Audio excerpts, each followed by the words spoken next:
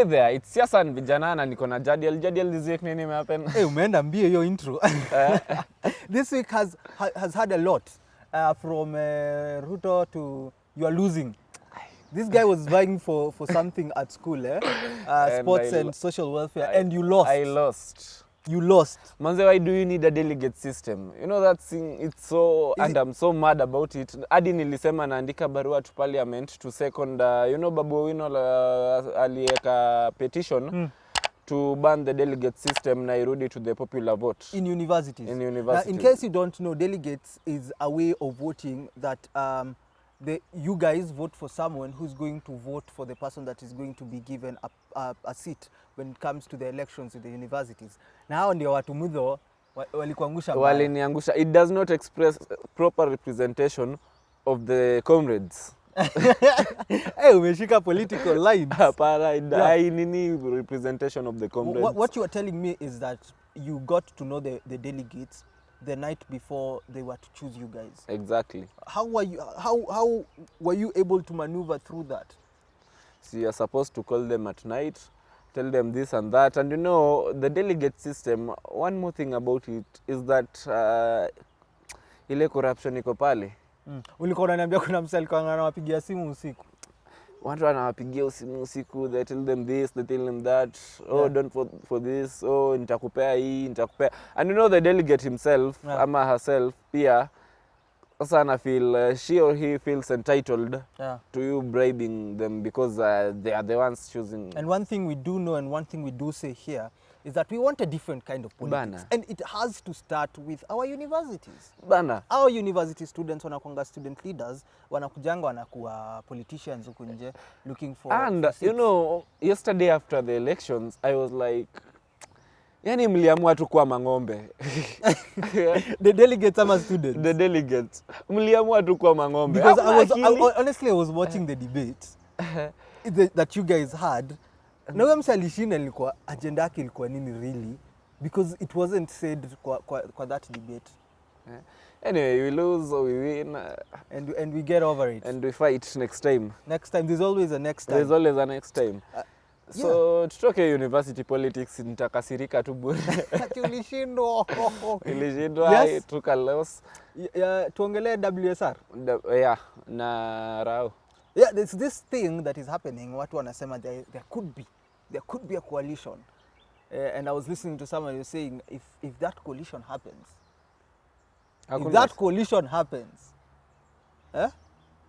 this Gideon Moi, Musalia, Wetangula, they will never, ever have a chance Jadiel, in these elections. I keep on telling you, whether uweke Raila peke yake against those Uhuru, Musalia, si Uhuru tu Uhuru. Musalia, Kalonzo, watu WSR against them. Ama uchukue tu Ruto against them.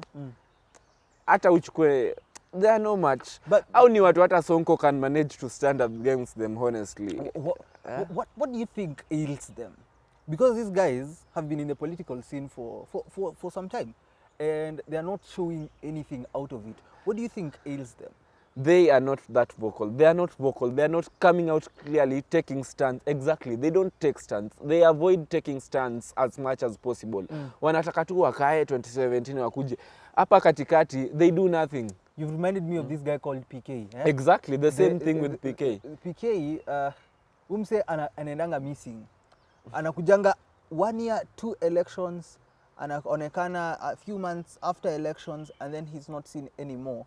And then he thinks that he deserves votes simply because he comes from a region with bro, si ati kila kitu unakujanga unarusha hivyo maneno. He comes from the Mount Kenya region and we need to avoid hizo vitu zinauma. See, that is what PK he feels he's entitled to votes because he's a Kikuyu.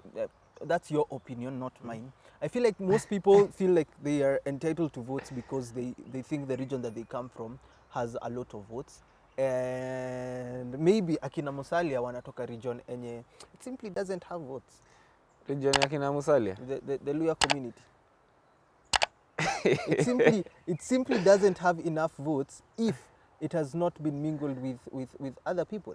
Like ukiangalia the biggest communities, Kikuyu and then Kale and then Luos. You know, Ukiangalia, these people are people that are vocal na wameshikilia so many parts of the country. And that is what akina Musalia and akina Wetangula don't have. According to census 2019, the second largest tribe Usiniambie si Luya. Ni Luya. Si Luya. We can confirm we that. We googled it up and we were arguing with that girl. Ni Luya.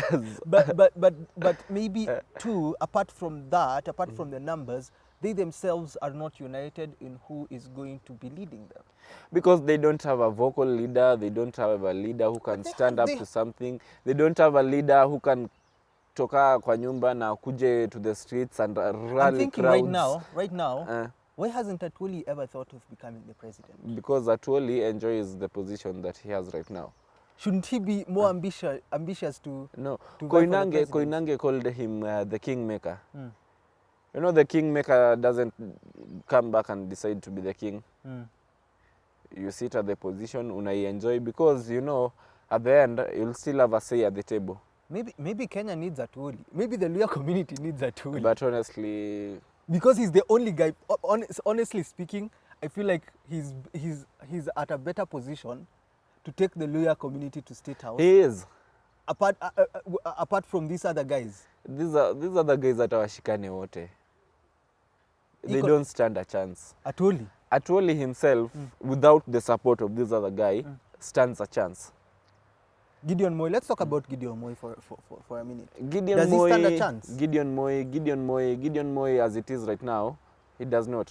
But give him 20 years, I'm at 10, he needs to undergo the grooming that these guys undergo. Kenyatta, let me just say Kenyatta underwent some grooming compared from 2002 to 2012. 2012, yeah, 2013. Yeah, unaona that 10 years. There's some grooming ali undergo, take this, do this. Learn your local dialect vizuri, wacha kusema daktari. Baskeli. You need to finally anza kusema ria na tibim. Yeah. Jana ria. Let's talk about Kalonzo, because we're not going to talk about Wetangula. Kalonzo, we are saying WSR na Raila wakishikana, these other guys cannot be a match to them. Is there anything Kalonzo can do? Nothing. Is there anything he can? Is there someone who can endorse him to become the president and he wins? Maybe God. Yeah? Only God. Mungu akisema amesema. Unajua Mungu akisema amesema. Lakini Kalonzo venye tu wako. Hata tusimamishe Joho na tusimamishe Kalonzo, jameni. Yeah? Joho kwanza swag na vijana wanamtambua mbaya. In fact, tusimamishe nani? Tusimamishe Babu Owino. Na tusimamishe Kalonzo. You can't be serious. Kalonzo has done a lot. No, you know. Wait. Unajua, sometimes we know that Kalonzo cannot win, yes. But usimcompare na Babu. Hapana, mimi hata Kajairo. Kajairo? Yes, anakuwa mbunge, anaitwa John Kiarie. Kiarie.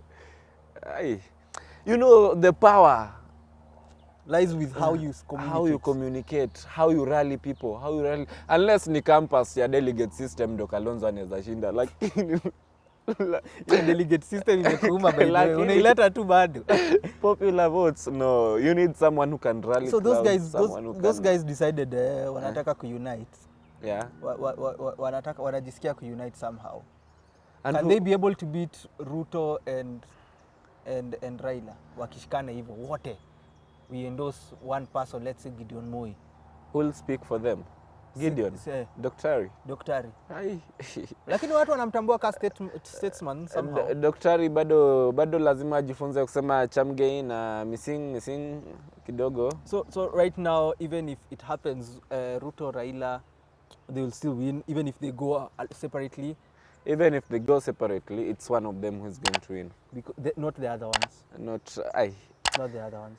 Those other people, I don't think there's maybe Gideon. Maybe. Apart from Gideon, the rest, unajua hao.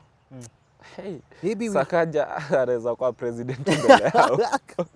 Sakaja acha hizo. Maybe we should wind up with what nani alisema? Uhuru, locking down 4-5 counties to curb the spread of COVID. Me, I'm tired. You know, at the end of the day, it's our personal initiative that we take precautions na tujichunge tusiambukizwe na hii virusi ya corona. The third wave. Yeah, the third wave, it's pretty strong inaua watu. But then again, we need to eat. So we need to work. We need to board those matatus. We need to board those matatu. We need to travel. Yeah. So ni kila mtu, tunafaa kuona watu wetu pia. Everyone for themselves and God for us all somehow. So I don't think taking those measures ndio they are good on paper. Not even on paper. Even practically they are good. Somehow they are good. They are good. They are working. Yeah. But maybe it's not the measures that will save us. Yeah. But human beings bana, we just need to survive. And our survival depends on us kutoka kwenda kuona watu nyumbani. Depends on us kukula bila kujikazia. Acha tutaikatia tu hapo kwa nini. Hapo kusema survival needs on us to. Ule mzee ameangukia na flower. Survival. So Jadel, our survival depends on another things. Our survival depends on us eating first of all. That means we need to work.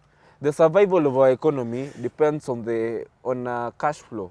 Pesa lazima izunguke hii inchi. So lazima tuende huku. But I was telling someone, hold that thought before we wind up. I was telling someone that instead of focusing on development right now, kutengeneza mabarabara, to reach other people with infrastructure, maybe we should focus on providing meals to people, so that even as we initiate these lockdowns, ukiangalia tuseme matatu ilikuwa inatoka Nairobi inaenda Kisumu, huyo dere atakuwa na food. Atakula nini? Unaona? So instead of initiating these lockdowns without looking at those guys, let's halt some of the projects that are ongoing, some of the travelings. Wase wana travel sana wagava. Let's just hold some of these things, and then we look for a way we can transfer this money to providing food, if it is possible. Maybe this is a conversation that we need to have. Yeah, we really do. And we keep on saying this, and you can't just lock down the country without thinking of these other guys. You can't compare our country to developed countries where walikuwa wanatumiwa the first time walikuwa wanatumiwa cash funds. Sisi zetu zilienda tu huku na huku. But then nilisikia kuna do ilikuwa itoke, but sijui. Anyway, story for another day. I was saying education is a very crucial part of this economy. Education really helps in cash flow. You know, a student from Nairobi atatoka hende West Pokot na atapeleka pesa huko. Na hiyo pesa izunguke West Pokot. That boosts our economy. That is good for economy. Now if you against to close schools, and I'm wondering, KCSE zinafaa zianze I think next week. I also wonder too how do they go home now, ama do they do the exams alafu walale shule hadi Uhuru afungue nchi, ama si restrict movement, watatoka aje shule? You know, these are some of the questions that we need to ask ourselves, think about them, and let's wait and see how this thing will flow, because it's not just affecting Kenya. Yeah, na international flights, mtu akiland JKIA and he's supposed to go for a business meeting in Kisumu, ataikuja so ata travel all the way ndo aifanye virtual. Nakwambia msee, kuna vitu zingine uniambia like to travel JKIA, he has to do something virtual. You travel all the way to JKIA so that you attend a virtual meeting in Kisumu, so uifanyie tu huko Madrid penye huko. Anyway, that's it for Siasa na Vijana. Like, subscribe, share, comment. And manze, keep safe. Yeah, keep safe. It's not about you. We need you. Also, Kenya needs you. It's also about the people that you're close with. If you don't want to protect yourself, protect someone close to you. Linda mamako. Hiyo imetoka vibaya. Hiyo imetoka vibaya. Inaiweka hapo. Wow.